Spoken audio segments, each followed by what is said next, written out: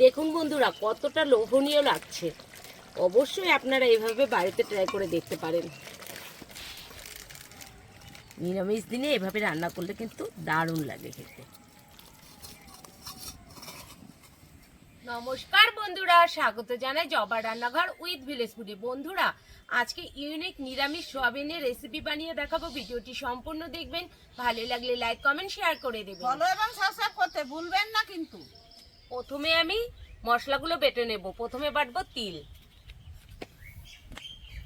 এখানে 2 চামচ তিল আছে, খুব বড় চামচ না, ছোট চামচে 2 চামচ তিল বাটা হয়ে গেছে। এখন তুলে নেব।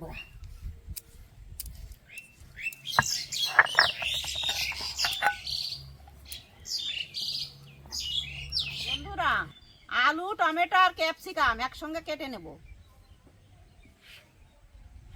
আগে আলুটা কেটে নিচ্ছি, খোসা ছাড়িয়ে নিচ্ছি।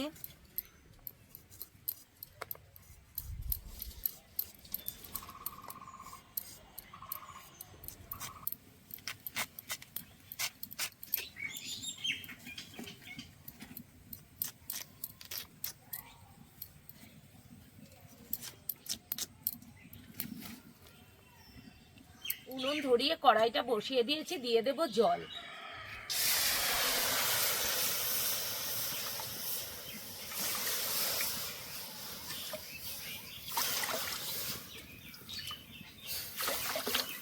জলের ভিতরে এবার সয়াবিনগুলো দিয়ে দেব।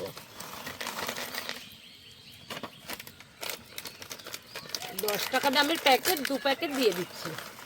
আপনারা চাইলে কম বেশি করে নিতে পারেন।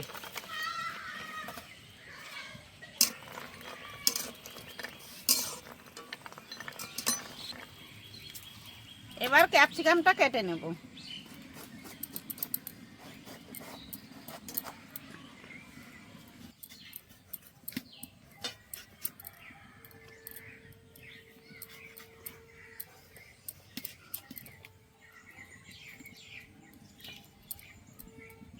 এবার ছোট টুকরো করে নেব। এই যে সয়াবিনটা গরম জলে সেদ্ধ করে নিয়েছি, আর দেখুন ফুলে ডবল হয়ে গেছে। নামিয়ে দিচ্ছি। এবার ভালো করে ধুয়ে নেব। টমেটোটা কুচি করে নেব।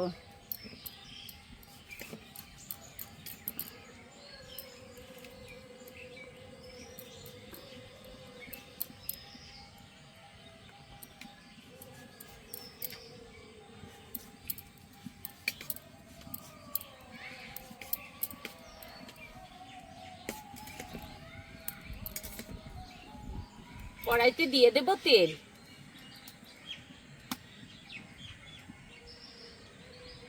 তেল ভালো করে গরম করে নিয়েছি, এবার আলুগুলো দিয়ে দেব।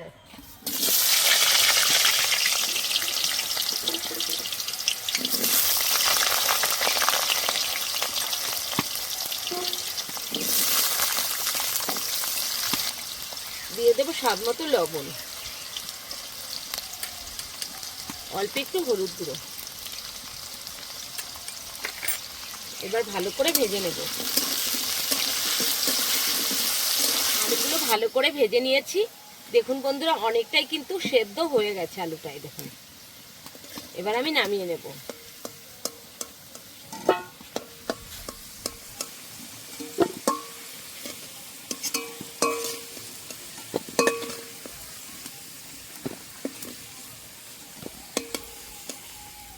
তেলে হালকা করে ক্যাপসিকামটা একটু ভেজে নেব। খুব বেশি ভাজতে যাবেন না, হালকা করে ভেজে নিলেই হবে।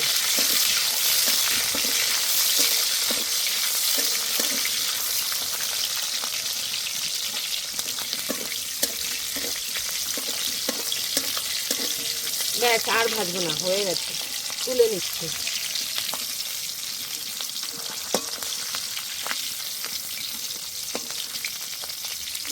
ঠিক এরকম করেই ভেজে নিতে হবে। তেলেই আমি সয়াবিনগুলো দিয়ে দেব।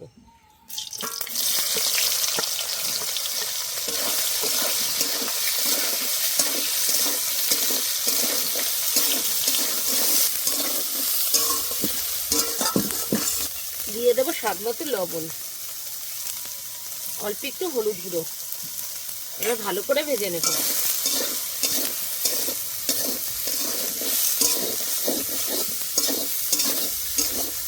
বন্ধুরা, সয়াবিন ভাজার সময় যতই তেল দেন, তেলটা কিন্তু একদম টেনে নেয়, আবার রান্না করার পরে কিন্তু তেলটা ছেড়েও দেয়। তার জন্য খুব কম তেল দিলেও অসুবিধে নেই। প্রথমের দিকে সয়াবিনটা তেল টেনে নিয়েছে, দেখুন আস্তে আস্তে কিন্তু তেলটা ছেড়েও দিচ্ছে। আর যদি আপনারা অল্প তেলে ভাজেন তাহলে রান্না করার সময় একটু বেশি তেল দিয়ে কষিয়ে নেবেন, তাহলে কিন্তু হয়ে যাবে।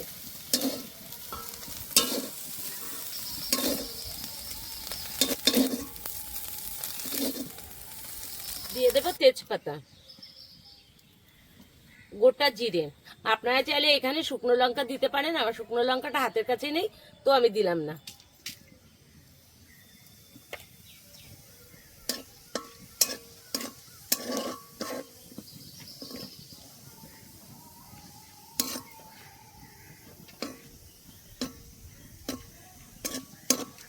দিয়ে দেবো আদা বাটা, অল্প একটু জলও দিয়ে দেবো।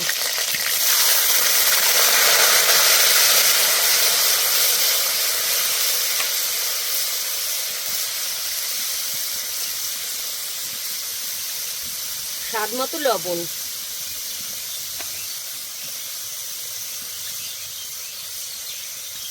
এক চামচ হলুদ গুঁড়ো, কাশ্মীরি রেড চিলি পাউডার, জিরের গুঁড়ো 1 চামচ মতন, ধনের গুঁড়ো 1 চামচ, কুচি করা কাঁচা লঙ্কা, দিয়ে দেবো কুচি করা টমেটো। এবার ভালো করে কষে নেব।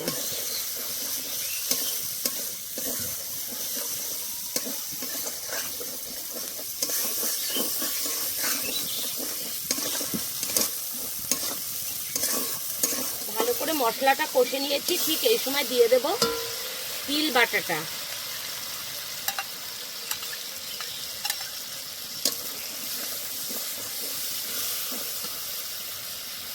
এটা ধুয়ে একটু জল দিয়ে দেব। আবারও বেশ কিছুক্ষণ কষে নিতে হবে।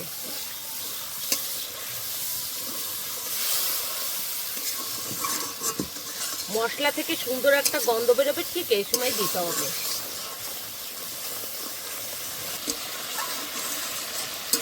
মশলা ভালো করে কষে নিয়েছি, দেখুন উপর থেকে তেলও ছেড়ে দিয়েছে। এবার আমি সয়াবিনগুলো আগে দিয়ে দেব।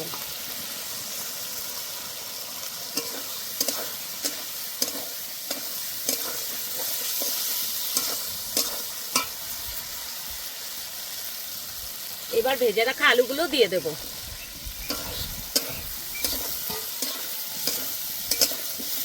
এবার ভালো করে কষে নেব।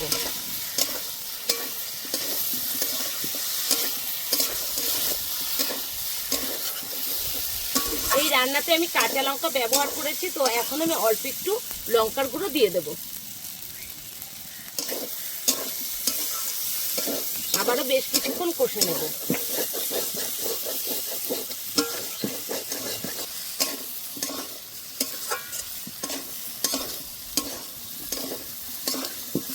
ভালো করে কষে নিয়েছি, এবার আমি জল দিয়ে দেব।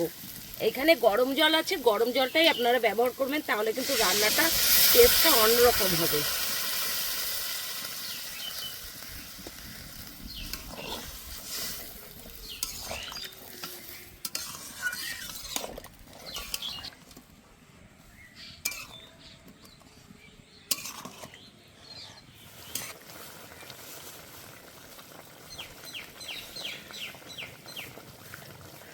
এবার ভেজে রাখা ক্যাপসিকাম আর কটা কাঁচা লঙ্কা এভাবে দিয়ে দেবো। আর কটা কাঁচা লঙ্কা উপর দিয়ে দিলে এর গন্ধটা এত সুন্দর বেরোয়, কি বলবো। দেখুন বন্ধুরা, এর কালারটা কত সুন্দর এসছে। আর এই রান্নাটা খেতে কিন্তু দুর্দান্ত হয়। উপর দিয়ে দেবো গরম মশলার গুঁড়ো আর অল্প একটু ঘি দেবো, যেহেতু নিরামিষ ঘিটা দিলে টেস্টটা আরো সুন্দর হয়।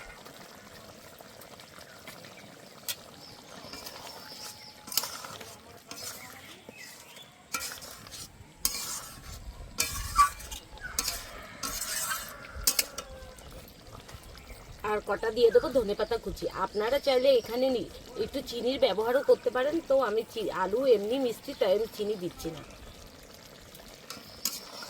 এভাবে বন্ধুরা বাড়িতে একবার হলো ট্রাই করে দেখতে পারেন, খেতে কিন্তু দুর্দান্ত স্বাদের হয়। দেখুন বন্ধুরা কতটা লোভনীয় লাগছে, অবশ্যই আপনারা এভাবে বাড়িতে ট্রাই করে দেখতে পারেন। নিরামিষ দিনে এভাবে রান্না করলে কিন্তু দারুণ লাগে খেতে।